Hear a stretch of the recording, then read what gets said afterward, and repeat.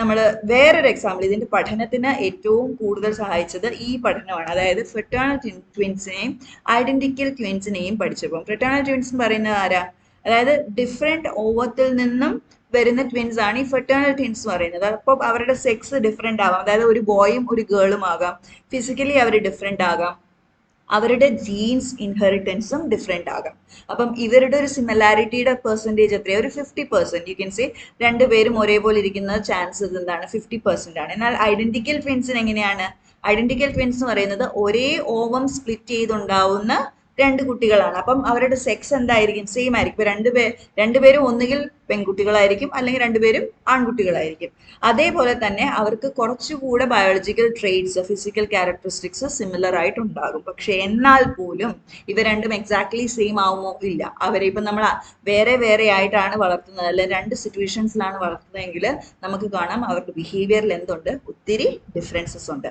അപ്പം ഇതിൽ നിന്ന് നമുക്ക് കൺക്ലൂഡ് ചെയ്യാൻ പറ്റുന്നത് എന്താ? നേച്ചർ ആൻഡ് നേച്ചർ രണ്ടു പേർക്കും നല്ലൊരു പങ്കുണ്ട്. എന്തിന്? നമ്മുടെ ഗ്രോത്ത് ആൻഡ് ഡെവലപ്മെന്റ് അല്ലെങ്കിൽ നമ്മുടെ ബിഹേവിയർ രൂപകരണത്തിൽ നേച്ചർ ആൻഡ് നേച്ചർ രണ്ടു പേർക്കും നല്ല ഇൻഫ്ലുവൻസ് ഉണ്ട്.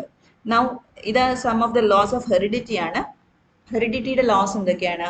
Of springs tend to resemble their parents due to heredity. Heredity എന്ന് പറഞ്ഞൊരു ബയോളജിക്കൽ ട്രാൻസ്ഫർ ഓഫ് ജീൻസിന്റെ പ്രോസസ്സ് കാരണം നമ്മളെ കുഞ്ഞുങ്ങൾ നമ്മളെ പോലെ ഇരിക്കാൻ, അല്ലെങ്കിൽ പേരൻസിനെ പോലെ ഇരിക്കാനുള്ള സാധ്യത കൂടുതലാണ്.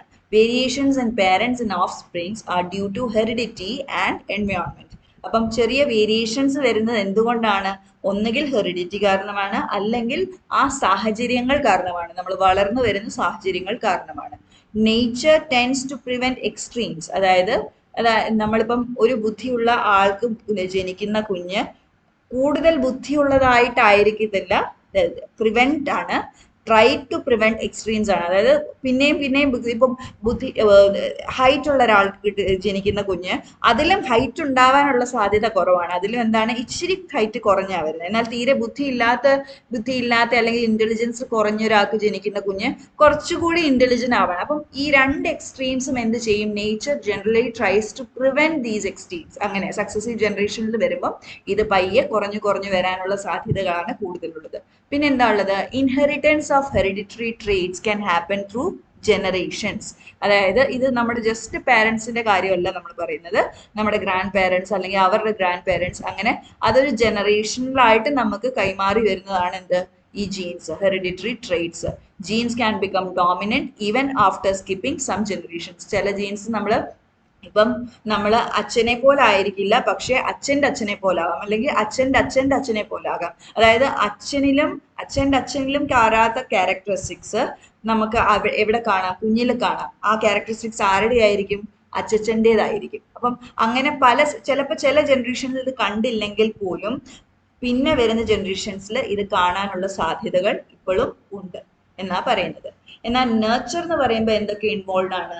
നേച്ചർ എന്ന് പറയുന്നത് നമ്മൾ പറഞ്ഞു എന്താ? അത് എൻവയോൺമെന്റിനെയാ പറയുന്നത്. അതായത് നമ്മൾ വളർന്നു വരുന്ന സാഹചര്യത്തിന് നമ്മുടെ ഗ്രോത്ത് ആൻഡ് ഡെവലപ്മെന്റിൽ എന്താണ് ഇൻഫ്ലുവൻസ് ഉള്ളതെന്നാണ് നേച്ചർ എന്നുള്ളത് പറയുന്നത്. അപ്പൊ എന്തൊക്കെയുണ്ട് നമ്മുടെ ഇൻഫ്ലുവൻസിങ് ഫാക്ടേഴ്സ്? എന്തൊക്കെയാ? ഒന്ന്, നമുക്ക് കിട്ടുന്ന ന്യൂട്രീഷൻ, ഫ്രഷ് എയർ, ലൈഫ്. അതായത് നമുക്ക് എന്താ പറയാ, മാൽ ന്യൂട്രീഷ്യൻ്റ് ആയിട്ട് അല്ലെങ്കിൽ ഭക്ഷണം കിട്ടാതെ വളരുന്ന ഒരു കുഞ്ഞിനെ പോലെ ആയിരിക്കത്തില്ല ഭക്ഷണം കിട്ടി എല്ലാ സാഹചര്യങ്ങളും ഒത്തുവന്ന് വളരുന്ന ഒരു കുട്ടി. അപ്പം ഈ എന്താ പറയാ, ബേസിക് ആയിട്ടുള്ള നീഡ്സ് എങ്ങനെയാ?